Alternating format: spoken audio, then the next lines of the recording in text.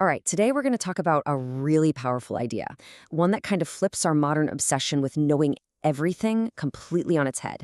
And we're going to do it through a simple but super profound metaphor, just a single fistful of sand.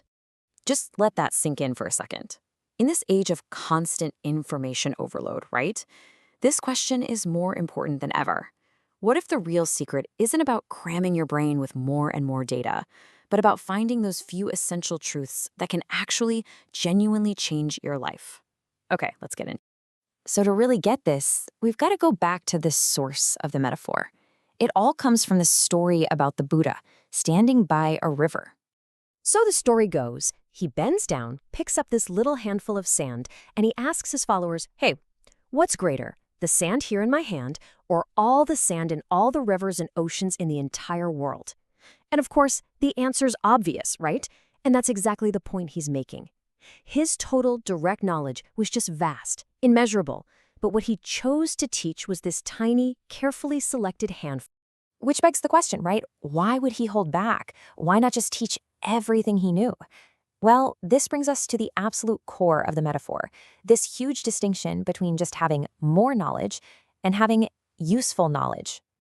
And wow, this chart really drives home just how massive that difference is. See, the Buddha's goal wasn't to win some kind of cosmic trivia show or impress people with how much he knew. It was to give them something practical. He knew that just piling on more information often leads to more confusion, not more wisdom. And this is where we get to the heart of it. It's about the quality of the knowledge. On one side, you have all the sand in the world. It's vast, it's theoretical. On the other side, you have that single fistful. Teachings that are practical, that serve a real purpose, and, this is absolutely key, that you can check out and verify for yourself. Now, this selection process wasn't random at all.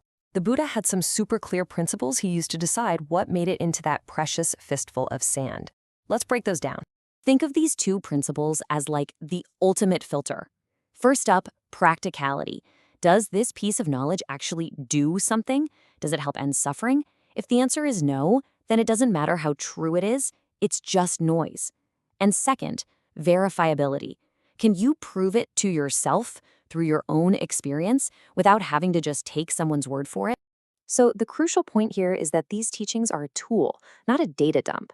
The whole point was never to create an encyclopedia of spiritual facts. It's about learning just enough, that perfect curated fistful, to sharpen your own awareness so you can cut through the confusion yourself. Okay, and this leads us to what might be the most empowering part of this entire idea, this principle of personal verification. The truth isn't something you're just told to believe. It's something you're invited to go see for yourself. There's actually a specific word for this in the Pali language, and it's a really cool one, sandiṭṭhiko. It basically means the truth is visible here and now. It's not some dusty historical fact or a far-off theory. It's something you can experience directly, right in this moment, if you just know where to look. So how do you look? Well, first, you observe your own heart. You can literally see for yourself which thoughts and emotions lead to peace and which ones lead to stress and suffering. Second, your own body is the evidence. Just notice how it's always changing, never staying the same. And third, you can watch cause and effect play out in real time. You see that when craving pops up, suffering is never far behind. I mean, this quote just says it all, doesn't it? You don't need some external authority to tell you what's true. Your own direct experience, your own body, is the ultimate proof. And that's where genuine, unshakable self-confidence in the path comes from. All right, to really nail all this down, let's use a super simple but really powerful analogy that perfectly captures the difference between just hearing about something and truly knowing it. Think of it this way. In our world, we are constantly scrolling through an endless menu of information. All the articles, videos, news headlines, that's all theoretical knowledge. It tells you about things. But has reading a restaurant review ever actually filled a hungry stomach? Of course not. The teachings, they're the meal itself, the direct experience, the practice, the truth you can actually taste. It's so simple when you think about it. You only know the flavor of a dish by actually eating it. And it's the same way with these teachings. You only know their truth by putting them into practice. And once you do, that knowledge becomes self-evident. You don't need anyone to describe the taste to you anymore. You just know. And that, right there, is the ultimate takeaway. The Fistful of Sand isn't just a collection of interesting ideas to be analyzed and debated. It's a practical guide to a direct experience. It's a meal prepared specifically to nourish and liberate your mind.